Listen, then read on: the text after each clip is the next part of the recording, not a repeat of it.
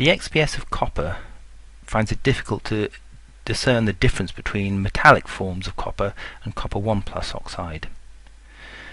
So to investigate this, what we're going to do is perform a sequence of measurements where we have taken a copper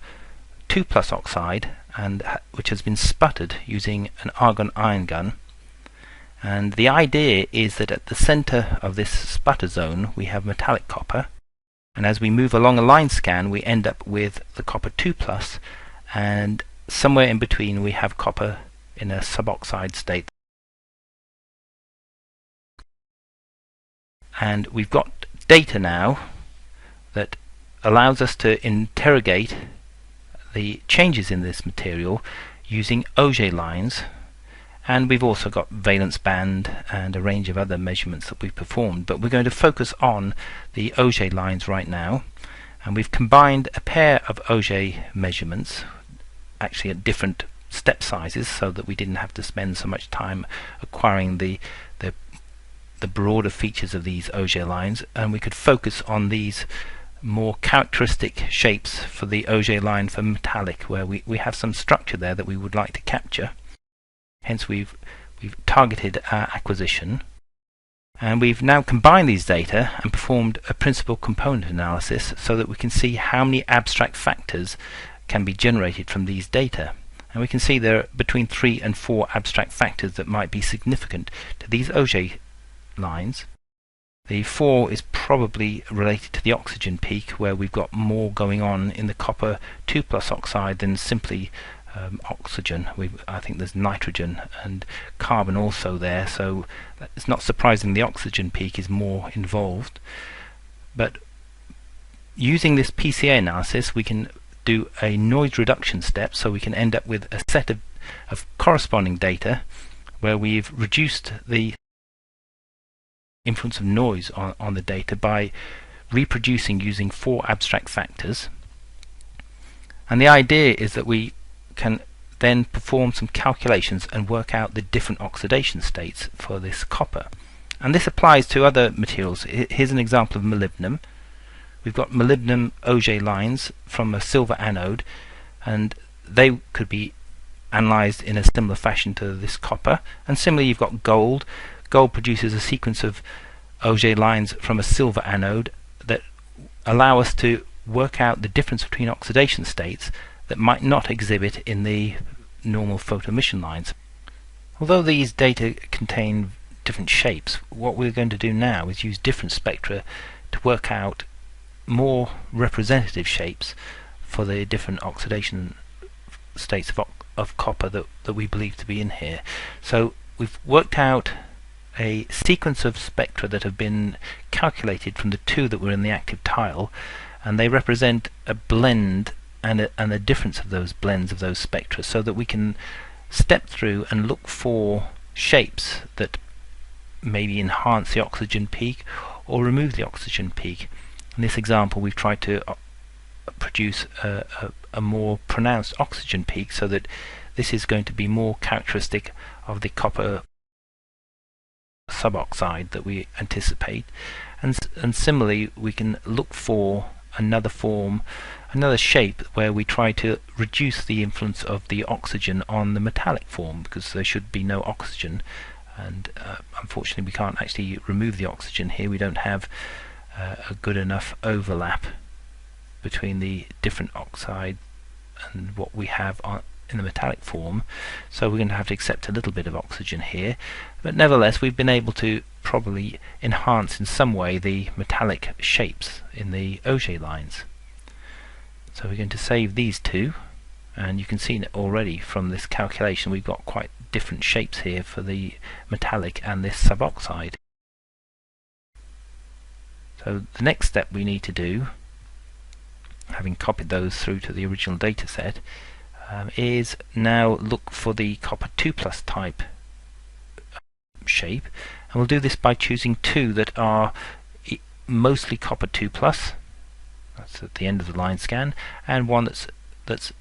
got some 2 plus in it and is near the edge of the sputter zone. So we do the same calculation, we do different spectra, and we can look through, and again you can see clearly we've got an oxygen peak that is showing much information about the oxygen, and therefore we think we've got something that is characteristic of this copper 2+. And again we have to then use an element of judgment here, but in reality the choice of this line shape has been determined by repeatedly performing these data treatment experiments and using the 2p, the 3p, the valence band, and so you build up a picture of what it ought to look like for this particular type of copper oxide. So having chosen one of these, we'll just go and have a look at what this same calculation will do for the interpretation of the suboxide. So we're going to step through and past the influence of the 2+ and see if we can remove an amount of 2+ from the suboxide that we selected, and come up with an Auger line shape that ought to be similar, very similar to the one that we calculated from the metallic and the copper 1+, or the copper 1+ like suboxide. And having done that, we can copy these through to the original data set, and we'll just do a little comparison to make sure that what we've done so far makes sense. So overlaying the data and comparing, we need to select from this set of 4, we need to select 3 line shapes that we can use as the basis functions to reproduce the original data. So having made a choice, what we're going to do is overlay the 3 basis functions in the active tile, and these 3 look like we've got very significant changes in shape for these Auger lines. So we believe we're going to produce something that will reproduce these data. These are the original raw data, and we want to overlay the basis functions in the active tile, select the raw data, and then we'll perform a linear least squares analysis, which will create a table that will decompose the data into the 3 components that we had displayed in the active tile. So each row is a linear least squares solution within this new file, and the idea is that the first column is the raw data, the second one is a linear least squares solution, and then we've got 3 basis functions in the next 3 columns. And what we're going to do is profile, using these linear least squares solutions, these spectra by creating regions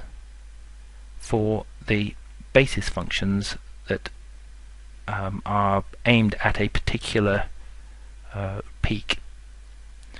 And you can see that we've actually reproduced the data very nicely, and it's much smoother than the data itself, and that's because of the PCA calculation. If we hadn't done a PCA calculation, you'd have found that the basis functions would have been much noisier, but because we had such a large data set, we were able to remove an element of the noise, because we really had invested a significant amount of time in the acquisition process, that if you just focused on one particular spectrum, you would not take advantage of that acquisition time, but the PCA has been able to do that. So adding these regions now for the Auger peak, and this we've just chosen the primary Auger peak here, well actually peaks should we say, there are many peaks beneath these, very complex structures, you'd never want to peak fit these, but we can put regions on, estimate the intensity associated with these different Auger structures, and then we can create a profile. And in order to do the profile, we want to name the different regions so that when we create a quantification table, the traces all have the appropriate names. And we need to propagate these to all of these regions that we just created, to all the 3 columns of basis functions. So we overlay the regions, spectra with regions in the active tile, and then we'll use it propagate and match so that we pass the appropriate region to the appropriate column in the right hand side. And having done that, we can then create a profile table, and then we can create from that table the profile itself. And it is now clear that we have been able to differentiate nicely between the metallic form, the suboxide, and also the copper 2+.